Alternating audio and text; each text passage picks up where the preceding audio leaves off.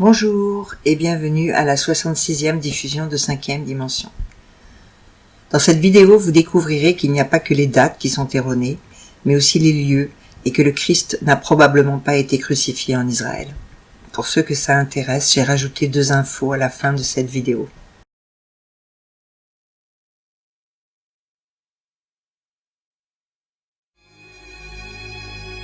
Dans notre film précédent, Dans quel siècle a vécu le Christ, nous avons raconté la découverte sensationnelle faite par les auteurs du projet de la nouvelle chronologie, Anatoly Fomenko et Gleb Nosovsky. Suite à de recherches approfondies de plusieurs années, ces scientifiques ont établi que l'époque de la vie terrestre de Jésus-Christ n'est pas le 1er siècle de notre ère, mais le 12e. Cette découverte implique non seulement un changement dans toute la chronologie de l'humanité, mais aussi une révision de toute l'histoire mondiale dans son ensemble. Après avoir étudié des centaines de documents historiques, les scientifiques ont conclu qu'il faut à nouveau établir non seulement les datations, mais aussi les lieux de la majorité des événements historiques importants. L'histoire traditionnelle nous assure que globalement tous les faits historiques ont été vérifiés il y a longtemps et qu'il n'y a aucun besoin de prouver leur authenticité. Mais en réalité, ce n'est pas toujours le cas.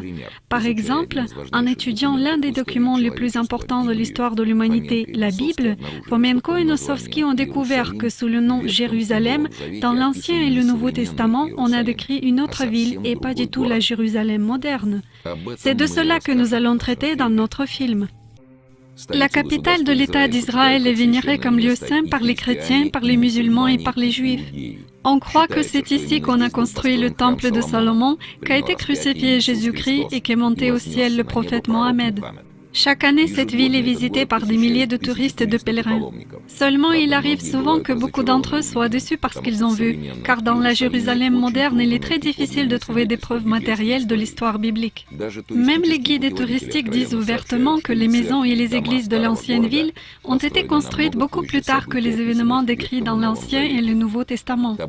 Les plaques sur certaines maisons disent que, par exemple, cette bâtisse a été réalisée au XIVe siècle de notre ère et l'autre au XVe. Et le lieu de culte le plus important, le Saint-Sépulcre, a été construit au XIXe siècle. Dans la Jérusalem moderne, il est impossible de trouver le Golgotha. Le Golgotha d'aujourd'hui, c'est tout simplement l'emplacement du Saint-Sépulcre. À cet endroit, on ne trouve aucune colline qui correspond à la description biblique de la crucifixion de Jésus. N'importe qui pourra étudier avec attention la partie de Jérusalem dite ancienne pour constater qu'à cet endroit, il n'y a rien de biblique à part les noms. Et même ces noms ont été rétablis au XIXe siècle avec l'arrivée des archéologues européens. Et ce n'est pas étonnant, ce fait n'est pas connu du grand public, mais il y a encore 200 ans, à cet endroit, il n'y avait aucune Jérusalem. Ici se trouvait un petit village palestinien, Al-Quds. Alors pourquoi les historiens sont persuadés que la Judée ancienne se trouvait à la place d'Israël moderne? En étudiant les antiquités bibliques, les historiens s'appuient principalement sur une science qui s'appelle l'archéologie biblique. Son objectif principal, c'est des recherches et des études d'objets matériels en rapport avec les événements décrits dans la Bible. Comparée aux autres sciences, l'archéologie biblique est une science assez jeune. Elle n'a que 200 ans. Néanmoins, les archéologues et les historiens croient que durant ce temps, on a trouvé suffisamment de preuves que c'est précisément à la place d'Israël que se trouvait la Judée ancienne. Mais en réalité, il n'y a pas de preuves irréfutables de cela. Aujourd'hui, 200 ans plus tard, rien n'a changé. Les archéologues n'ont toujours pas trouvé de preuves irréfutables. Mais en revanche, on a trouvé beaucoup de pseudo-objets, en d'autres mots, de faux. Par exemple, les tables du roi Salomon, qui auraient été trouvées de façon miraculeuse dans un tas d'ordures près du mont du Temple. Aussi un ossuaire, ou une caisse en calcaire dans laquelle auraient été enterrés les restes du frère de Jésus, Jacques. Ce faux ossuaire a été exposé au Canada dans le musée royal d'Ontario. Il a été vu par une centaine de milliers de personnes et beaucoup d'entre elles ont vénéré cette trouvaille comme un objet saint. Quelques années plus tard, on a tiré au clair que c'était une falsification.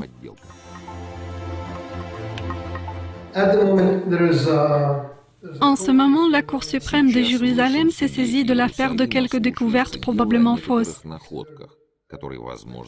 L'ossuaire de l'apôtre Jacques figure dans la liste. J'ai témoigné pendant 5 heures au sujet de cette affaire lors d'une audience. Cet ossuaire ne m'inspire pas confiance. Je pense qu'une partie des inscriptions a été faite postérieurement. J'ai mes propres critères pour estimer chaque découverte et chaque situation. Dans le cas présent, on peut constater le caractère inharmonieux. C'est pourquoi je pense que l'inscription n'est pas authentique. Alors, depuis 200 ans, les scientifiques n'ont pas pu trouver de preuves que la Judée se trouvait sur les côtes de la Méditerranée. Néanmoins, tout comme 200 ans en arrière, les historiens insistent sur ce que ce pays ancien a été situé précisément à cet endroit. Pourquoi? Peut-être en témoignent ainsi les anciennes cartes et chroniques, ou peut-être ce lieu correspond aussi bien à la description biblique qu'on ne peut pas se tromper. Voilà ce qui est dit sur la Judée dans le livre du Deutéronome. Car Yahvé, ton Dieu, va te faire entrer dans un bon pays, pays de torrents, de sources et d'eau profonde, qui jaillissent dans les vallées et les montagnes, pays de froment, d'orge, de vignes, de figuiers et de grenadiers, pays d'oliviers, d'huile et de miel, pays où tu mangeras du pain en abondance, où tu ne manqueras de rien, pays dont les pierres sont du fer et dont tu tireras les reins des montagnes. Il est évident que cette description est bien différente de ce qu'on peut voir aujourd'hui. La nature de la Judée ancienne ne ressemble en rien à la nature de l'Israël moderne. Il est difficile d'imaginer qu'autrefois, sur cette terre inféconde, il y avait des champs de blé et des vignes, et coulaient des rivières. Et même si on avait tout ça, qu'est-ce qui s'est passé alors? Pourquoi la terre fleurie est devenue le désert aride? Bien sûr, certains changements ont pu arriver suite à des catastrophes naturelles ou technologiques, mais les historiens ne disposent pas de mention de cataclysmes qui auraient pu engendrer des changements climatiques ou géophysiques sérieux. En réalité, les historiens sont parfaitement au courant que dans la ville appelée aujourd'hui Jérusalem, il n'y a jamais eu de ruisseaux, ni de sources en quantité, ni de lacs. Cette ville est située sur des collines. La source importante d'eau la plus proche est à quelques dizaines de kilomètres de distance. C'est pourquoi, ici, il y a toujours eu des problèmes avec l'eau. D'ailleurs, il est étrange que les gens aient choisi un endroit si mal disposé pour construire une ville. Toutes les villes anciennes connues ont été construites près de l'eau, car les fleuves affluents et les mers ont toujours été utilisés comme des voies de transport naturelles. De plus, on pouvait pratiquer la pêche. Peut-être Jérusalem seule est une exception. Elle est située loin des sources d'eau douce et à 50 km du bord de mer. Il faut remarquer que sur beaucoup de tableaux anciens, Jérusalem est représentée sur le bord d'un grand fleuve dans Détroit. On peut bien distinguer des collines verdoyantes, des grands arbres à longues branches. Cette représentation de Jérusalem est typique pour le Moyen Âge. À cette époque, les peintres ne présentaient pas le Christ sur la croix dans le désert. Il se peut qu'ils aient su à quoi ressemblait la vraie Jérusalem. On peut voir d'autres détails curieux sur ces peintures. Par exemple, les gens dessinés sur ces tableaux portent des manteaux et des chapeaux en fourrure. Est-ce que ces vêtements correspondent au climat du désert? Les historiens disent que ce n'est que de l'imagination des peintres du Moyen Âge, qu'à cette époque, il aurait été convenu de représenter les événements évangéliques de cette façon-là. Mais le fait que le climat de Jérusalem pouvait être rude est confirmé aussi dans la Bible. Voici une citation de la Bible d'Ostrog, le premier livre d'Esdra, chapitre 10.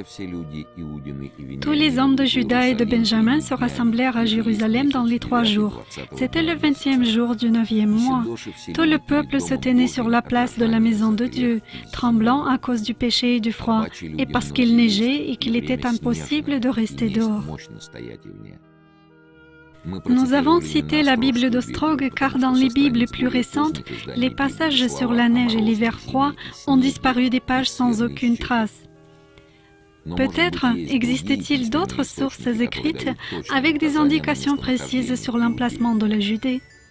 Puisque Anatoly Fomenko et Gleb Nosovsky ont découvert que Jésus a vécu au IIe siècle de notre ère, alors ce sont des documents du Moyen Âge qui représentent le plus d'intérêt pour nous.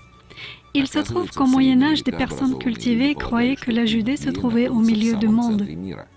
Voici ce qu'a écrit au sujet de la Judée Léon le Diacre au Xe siècle, faisant un récit du voyage d'un empereur byzantin, Nicéphore II, en Judée. Il est parti pour un pays heureux, au centre du monde, qui s'appelle aussi Palestine, d'après les Écritures saintes, ruisselant de lait et de miel. À cette époque, les gens ont nommé le centre du monde le point du milieu du monde qui leur était connu.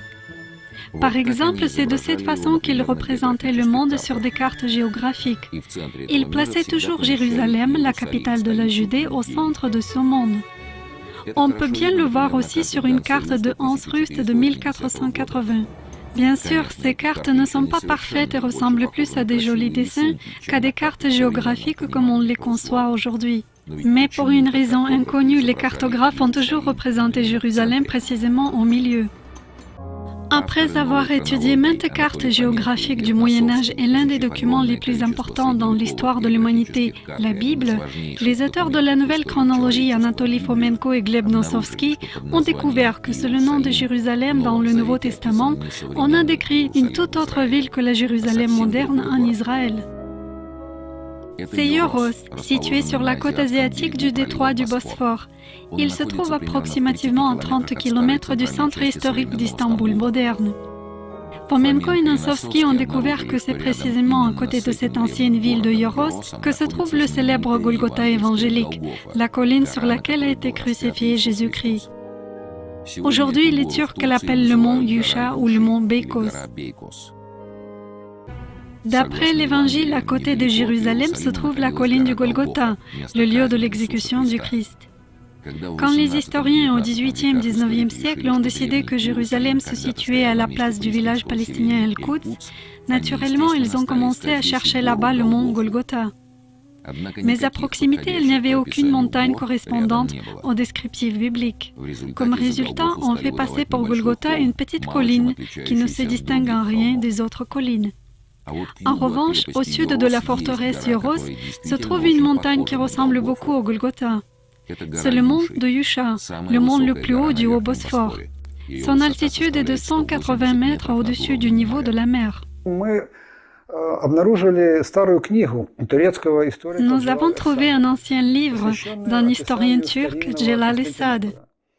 Ce livre est consacré à la description de la Constantinople ancienne. Nous avons découvert des éléments frappants dans ce livre. En fait, à côté d'Istanbul, on peut dire dans sa banlieue, se situe le mont Beykos, où se trouve un tombeau ancien qui s'appelle le tombeau de Yusha. D'après l'opinion des historiens, on croit que c'est le tombeau de Josué. Au temps ancien, Josué était le chef du peuple juif et le successeur de Moïse. Ses actions sont décrites dans un des livres de l'Ancien Testament qui s'appelle le livre de Josué. Dans ce cas, qu'est-ce que ce lieu? Anatoly Fomenko et Gleb Nosovsky pensent que ce n'est pas un tombeau, même symbolique, mais que c'est le lieu de la crucifixion de Jésus-Christ. Regardons de quoi a l'air ce lieu. C'est une parcelle de terre plate, surélevée, de forme rectangulaire, longue de 17 mètres et large de 2 mètres. Elle est entourée par une haute grille en fonte. La grille est en plus couverte avec un grillage pour que les nombreux pèlerins ne puissent pas toucher la terre sainte. Derrière la clôture, la terre est couverte d'une herbe épaisse. Il y a quelques grands arbres. Aux extrémités du tombeau se trouvent 2 pierres en forme cylindrique qui ressemblent à de petites meules. L'une de ces pierres a un orifice carré et elle est fendue. Toute la construction est entourée de murs de pierre qui ont 2 portes et plusieurs fenêtres. Les pèlerins rentrent par une porte, font le tour du tombeau et sortent par la deuxième porte. Maintenant, regardons comment est décrit le Golgotha dans un témoignage historique unique du IIe siècle, le récit de l'égoumène Daniel. Il a écrit ce récit lors de son pèlerinage vers la Terre Sainte. Le premier pèlerin russe a visité entre autres le Golgotha, et voilà comment l'égoumène a décrit le lieu de la crucifixion du Sauveur. Le crucifiement du Seigneur est situé du côté de l'Orient sur un rocher. Il s'élevait très haut, plus haut qu'une lance. Le rocher était rond, tel un petit monticule arrondi. Sur le milieu de ce rocher, au sommet, une ouverture ronde était excavée de 2 coudées de profondeur et de moins d'un empan de largeur.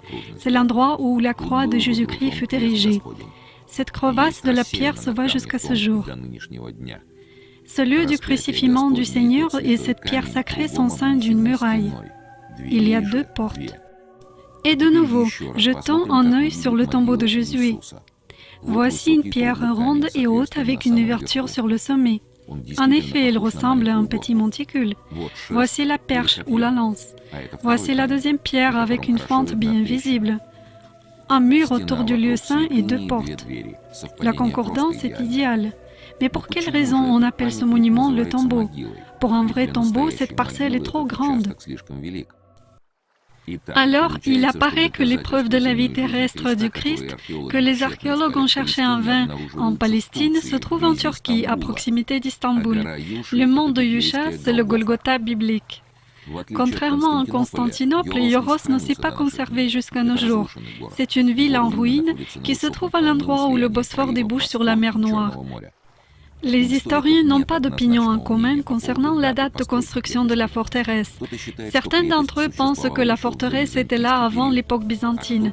D'autres pensent que Ioros a été construit au XIIe siècle pour la défense de Constantinople contre les incursions de Vikings.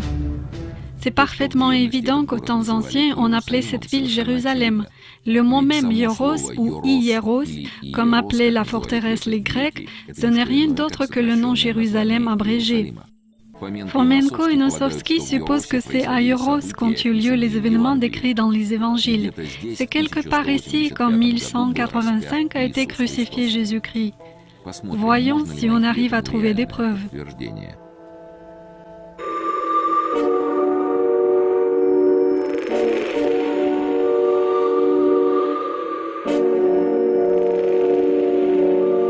Si la Jérusalem biblique se trouvait ici, sur la rive du Bosphore, alors c'est le Bosphore qui est décrit dans la Bible sous le nom du fleuve Jourdain. À ce propos, même de nos jours, le Bosphore est parfois appelé le fleuve et pas le détroit. Des textes bibliques, on sait que le Jourdain s'écoulait du nord vers le sud et d'une mer vers une autre. Le Jourdain séparait l'espace de l'histoire ancienne en 2 rives, l'occidentale et l'orientale. La description biblique fait comprendre que la rive occidentale diffère fortement de la rive orientale, et c'est sur les rives occidentales que se trouvait la terre promise, ruisselante de lait et de miel. Le détroit de Bosphore correspond bien à ce descriptif. Il s'écoule de la mer Noire vers la mer de Marmara et sépare 2 zones climatiques. De son côté oriental se trouve l'Asie mineure, territoire chaud, rocheux et sec. Sur son côté occidental, ce sont les Balkans, avec des montagnes, des forêts et des grands fleuves. Du point de vue d'un agriculteur ou d'un éleveur, ce sont en effet des terres paradisiaques. La rivière Jourdain dans l'Israël moderne ne correspond pas à la description biblique. Elle ne s'écoule pas d'une mer, mais prend sa source sur le plateau du Golan et débouche sur la mer Morte, qui est en réalité un lac. Le Jourdain moderne ne sépare pas le territoire du pays en 2 zones climatiques. D'un côté du Jourdain se trouve Israël, de l'autre la Jordanie. Les climats de ces 2 pays ne ressemblent en rien à la description de la terre promise. Dans la Bible, il est aussi dit qu'on utilisait des bateaux pour traverser le Jourdain. Voilà un extrait du 2e livre de Samuel, chapitre 19, verset 19. Et ils traversèrent le Jourdain devant le roi et préparèrent la traversée du Jourdain.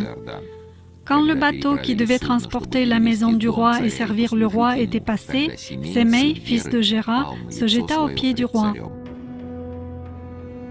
En regardant le Jourdain moderne qui sépare Israël et la Jordanie, on s'étonne à nouveau comment les bateaux pouvaient naviguer sur cette petite rivière.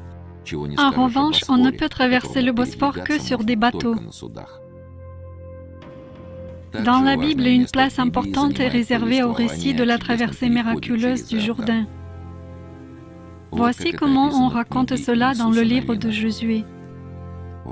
Alors les eaux qui descendent d'en haut s'arrêtèrent. Elles s'élevèrent en un monceau à une très grande distance. Les prêtres qui portaient l'arche de l'alliance de Yahvé se tinrent de pied ferme sur la terre sèche au milieu du Jourdain, pendant que tout Israël passait à sec, jusqu'à ce que toute la nation eût achevé de passer le Jourdain. Il semble qu'en disant que l'eau s'est élevée en un monceau, l'auteur du texte biblique a décrit de la glace ou le fleuve gelé. Mais durant toute l'histoire de la surveillance météorologique, dans la région du Jourdain moderne, la température n'a jamais baissé au point que cette rivière puisse geler. En ce qui concerne le Bosphore, il avait gelé plusieurs fois. Dans des chroniques byzantines, arabes et européennes, on trouve beaucoup de témoignages que le Bosphore, les Dardanelles et même une grosse partie de la mer Noire ont gelé dans le passé. Il ne s'agit pas de petits gels, mais de gels rudes. La glace était si épaisse que la mer prenait l'allure de la terre, comme le décrivaient des témoins. C'est pourquoi il n'est pas étonnant que les prêtres étaient au milieu du Jourdain comme sur la terre sèche. Au centre même de la capitale turque se situe la grandiose basilique Sainte-Sophie. Les historiens affirment qu'elle aurait été bâtie au VIe siècle de notre ère, sous l'empereur Justinien Ier. Anatoly Fomenko et Gleb Nosovsky identifient ce temple avec le célèbre temple de Salomon, bâti dans la Jérusalem ancienne.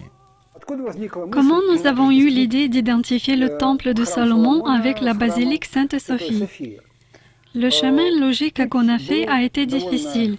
Nous nous sommes basés sur nos recherches statistiques et mathématiques sur des anciennes dynasties.